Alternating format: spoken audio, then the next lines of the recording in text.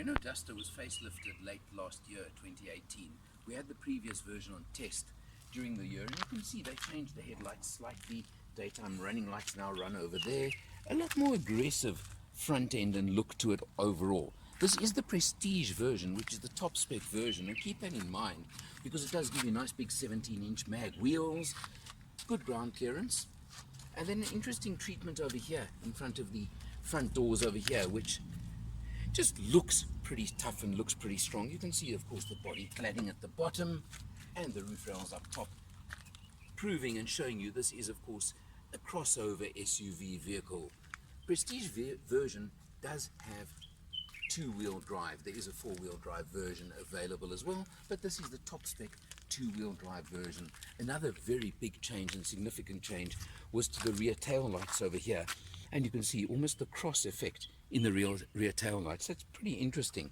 Rear park distance control and even a rear camera, which we'll see just now. But we come to the boot, which has been made quite a bit bigger on the new version, and according to Renault's figures, you have approximately 460 litres of boot space as it is right now, and of course folding rear seats 2/3, 1/3, as is pretty standard nowadays overall. But they've certainly tidied up and neatened up the lines quite a lot and made it look quite mean as well over here with the skid plate effect at the rear as well. And I can tell you, we did a little bit of dirt road. It handles it very, very nicely, even in front wheel drive mode. Let's check it out inside.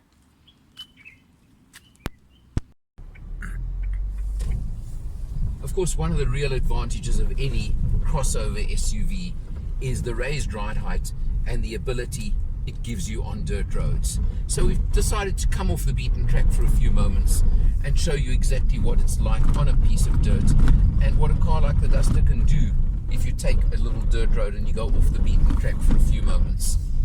And you can see it's pretty comfortable, handles it with ease, no hassle at all. And this is, of course, the secret of crossover vehicles in today's market, is you can actually have a bit of fun with them at the same time. And also, you've of course got ABS with EBD, and you've got the entire alphabet soup, like you always get on vehicles these days, of safety features and of handling features, etc. And what it does to you is just gives you the ability to, well, what am I doing but playing on a little bit of rough dirt road right now, just as I said, to give you a little bit of an impression of what this car is actually quite capable of. Yes, there is the 4x4 version if you really want one, but to be honest, I don't know if you need it, because I think this one's pretty good as it is, and it's certainly handling this piece of dirt road very, very nicely, all on its own, and without any problems whatsoever on a piece of road like this. And 99% of buyers of vehicles today, and especially vehicles in this category, are never going to put it through anything tougher than this anyway. So what more do you want?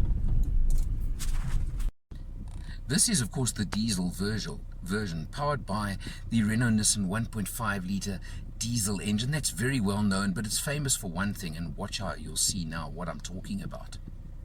That is our average consumption in a week's usage, covering 533 kilometers.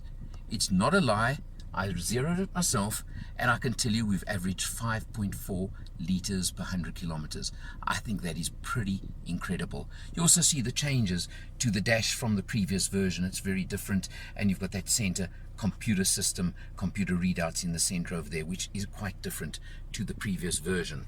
Of course, where there are a lot more changes is you move over to the center of the fascia of the dashboard, and you'll see, if you watch my last video, I actually commented on the fact that on the previous version you had your ventilation and air conditioning controls up top and your screen lower down.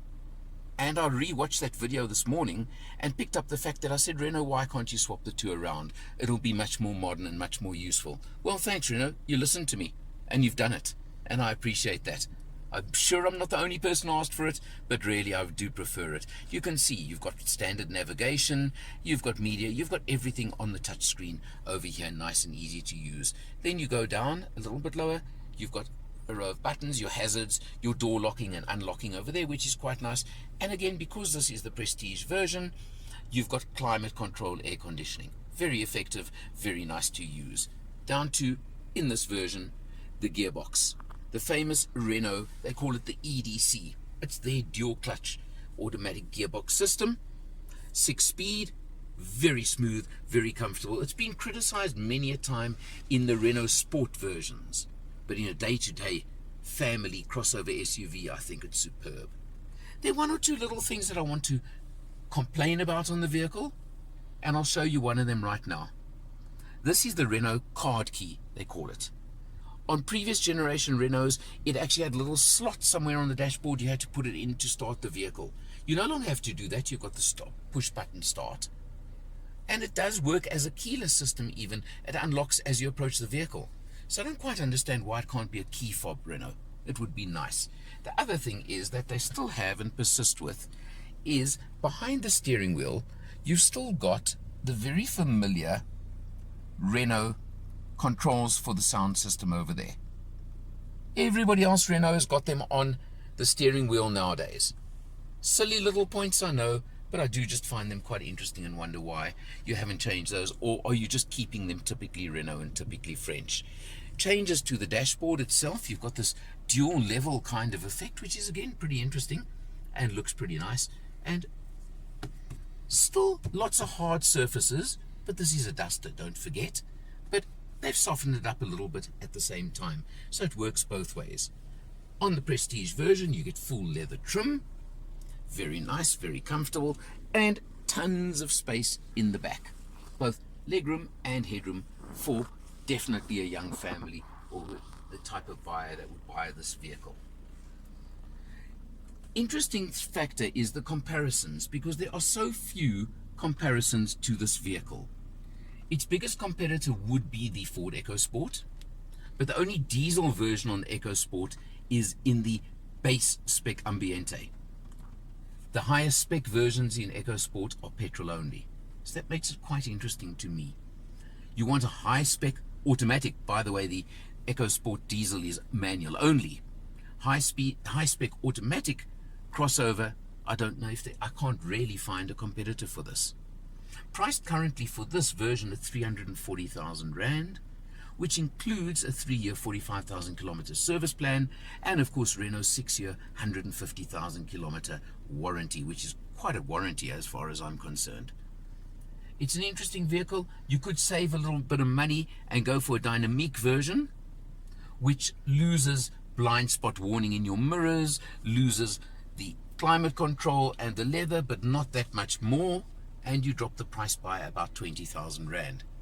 Always the choice is yours. Overall, what I really do appreciate about the Duster is it's a little bit rough, but it's rough and tough, but it's tough in the ways you want it to be tough. And that's the reputation the Duster has built for itself, and I believe will continue to build for itself. You're in the market for a vehicle in this range, this type, extra ground clearance, good road holding on dirt roads, etc. Check this one out for yourself. For Motor Matters, I'm Eleanor, and I'll see you next time.